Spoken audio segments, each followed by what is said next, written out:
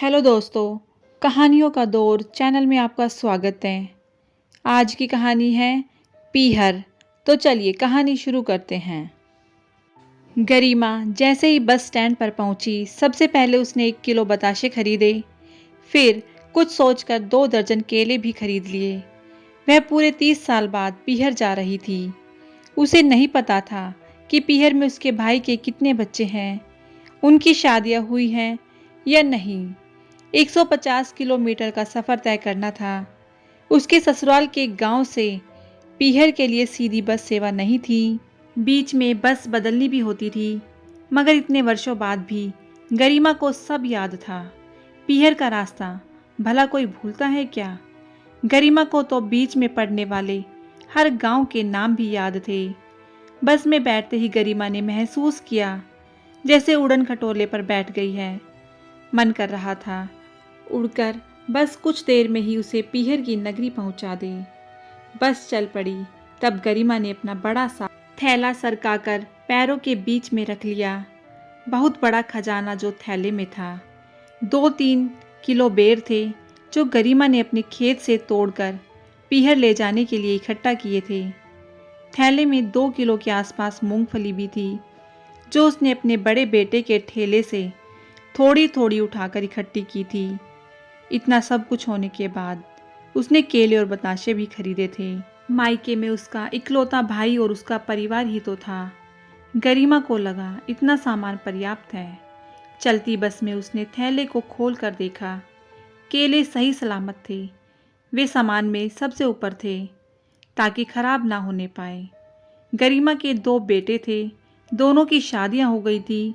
बड़ा बेटा गांव में ही मूंगफली का ठेला लगाता था। छोटा बेटा मजदूरी करके अपना घर चला रहा था। गरिमा अपने बड़े बेटे के साथ रहती थी। 3 महीने पहले ही गरिमा के पति का देहांत हुआ था। लीवर खराब होने की वजह से उसकी मृत्यु हो गई थी। गरिमा अब विधवा थी। अब गरिमा की कलाइयों में चूड़ियां नहीं थी। पति ने खाट नहीं पकड़ी थी। चलते फिरते ही दुनिया से उठ गया था। आज वह 30 साल बाद पीहर जा रही थी। इसकी वजह भी पति ही था। उसने गरिमा पर बंदिश लगा दी थी कि वह भूल कर भी पीहर जाने की ना सोचे। वह पियक्कड़ था। पीते समय दिन और रात नहीं देखता था। जब गरिमा के भाई की शादी थी तब पीकर फैल गया था। वरमाला के समय दुल्हन पक्ष की औरतों के साथ बदतमीजी करने के कारण उन औरतों ने उसे चप्पलों से पीट दिया था। पिटाई होने के बाद जब नशा कम हुआ, बिखर गया और अपमान का बदला लेने के लिए गरिमा के पिता यानी अपने ससुर से बोला, शादी कैंसिल करो। मगर गरिमा के पिता ने बिना दुल्हन बारात लौटाने से साफ इनकार कर दिया था। दूल्हे का जीजा था वो, इस कारण अपमान सहन नहीं पाया। शादी बीच में ही छोड़कर आ गया। आते ही गरिमा से बोला, मेरे साथ रहना है तो अभी चल, वरना फिर मुझे भूल जाना। बेचारी गरिमा भाभी का मुंह भी नहीं देख पाई थी। बारात लौटने से पहले ही पति के साथ ससुराल जाना पड़ा था। उस दिन के बाद वह पीहर जाने के लिए तरसती रह गई थी। जब पीहर की याद सताती थी तब रो लिया करती थी।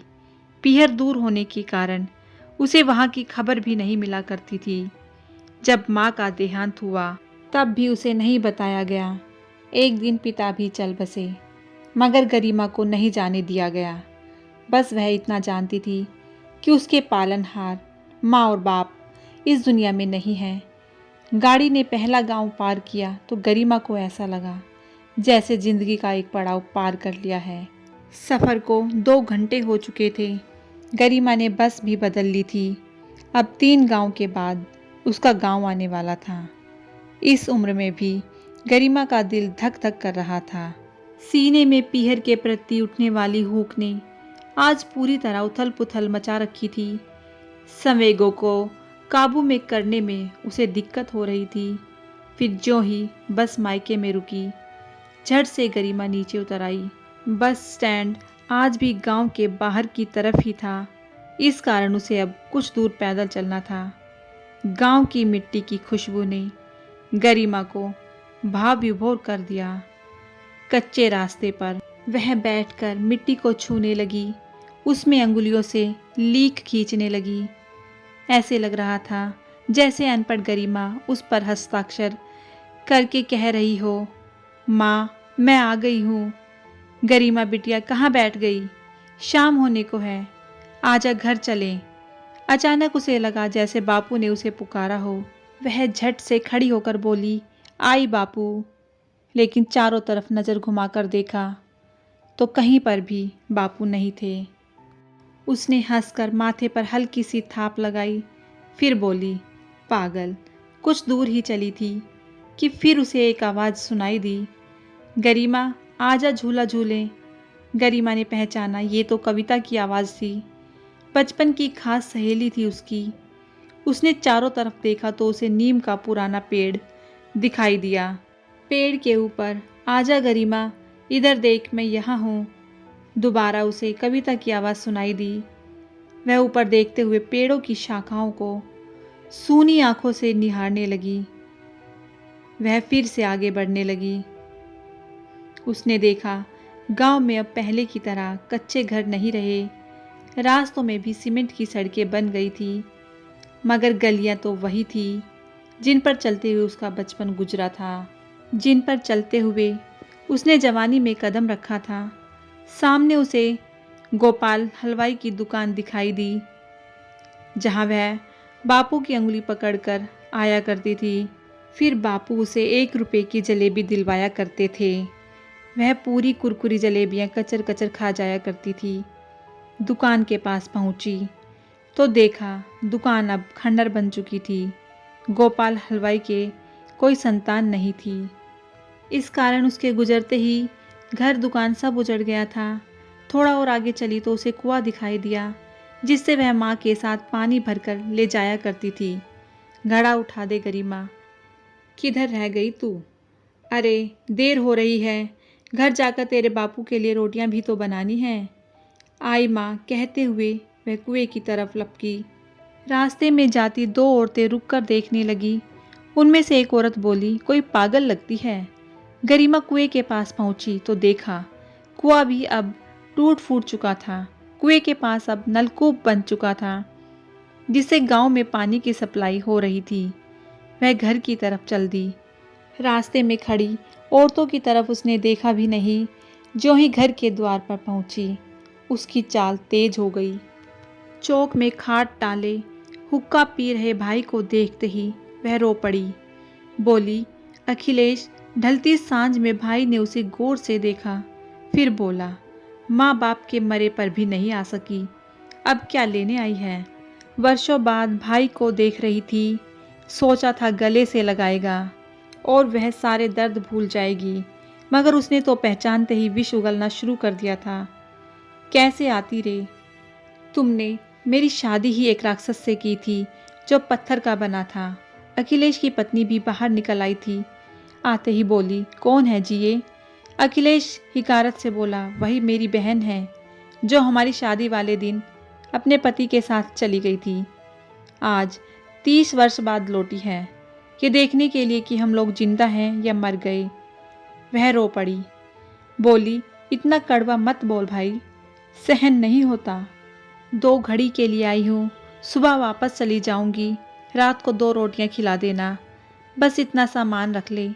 और जली कटी सुनाने से पहले ये भी बता दे कि मैं तो जेल में थी, जहाँ मेरी मर्जी नहीं चलती थी, मगर तू तो आ सकता था ना, इतना देखने के लिए कि मैं जीती हूँ या मर गई हूँ। भाई बेरुखी से बोला, हमारे लिए तो तू उसी दिन मर गई थी जब तेरे पति ने मेरी शादी में बखेड़ा खड़ा किया था। उसके बाद तुझे लेकर चला गया था। अगर वह तुझे राक्षस लगता था तो उसके साथ न जाती, तुम्हारी दूसरी शादी करवा देते। वह उदास होकर बोली, तुझे याद नहीं क्या दादी क्या कहा करती थी कि लड़की की सिर्फ एक ही शादी होती है, उसकी दूसरी शादी तो शमशान भूमि में होती है। 2 बच्चों को लेकर मैं कहाँ जाती। वो जैसा भी था मेरा पति था, ये जिंदगी तो उसी के साथ काटनी थी। अब वो इस दुनिया में नहीं है, तब सोचा तुम लोगों को देख लूँ, मगर तू तो बदल गया है रे। तू वो भाई है ही नहीं जो मेरी आंखों में आंसू देखकर माँ बापू से भी लड़ पड़ता था। वह थैले को ज़मीन पर रखकर बोली, इसमें बच्चों के लिए कुछ लाई थी, उन्हें दे देना, ज़्यादा महंगी चीज़ें नहीं हैं। गरीब बहन हूँ, जितना बन पड़ा ले आई। 30 सालों से जिस पीहर के लिए रोती रही, आज उससे भी मन भर गया। अब चलती हूँ, भगवान तुझे हमेशा खुश रखे। वह जाने के लिए मुड़ी ही थी कि अखिलेश बोल पड़ा, दीदी। गरिमा के कदम रुक गए। वह चलकर गरिमा के पास पहुंचा तो गरिमा ने मुड़कर उसकी तरफ डूबते सूरज की रोशनी में देखा। वह कोई अजनबी नहीं था, उसी का छोटा भाई अखिलेश था, जिसे कभी उसने गोद में खिलाया था। फिर वह खुद को नहीं रोक सकी, रोते हुए उसके गले से लिपट गई। फिर दोनों एक साथ रो पड़े। उन्हें रोते देखकर अखिलेश के बच्चे और पत्नी भी अपने आंसुओं को नहीं रोक सके। फिर सारे गिले शिकवे आंसुओं में बह गए। उसके बाद गरिमा 10 दिन पीहर में रही, जी भर के बाबुल की गलियों में घूमी। तो दोस्तों, बेटियों के लिए पीहर एक ऐसी जगह है जिसे वो चाहकर भी नहीं भूल सकती। आपको ये कहानी कैसी लगी मुझे कमेंट करके ज़रूर बताएं। यदि आपको कहानी पसंद आई हो तो कहानी को लाइक कीजिएगा, शेयर कीजिएगा, और यदि चैनल पर नए हैं तो चैनल को सब्सक्राइब करना बिल्कुल ना भूलिएगा। कहानी सुनने के लिए बहुत बहुत धन्यवाद।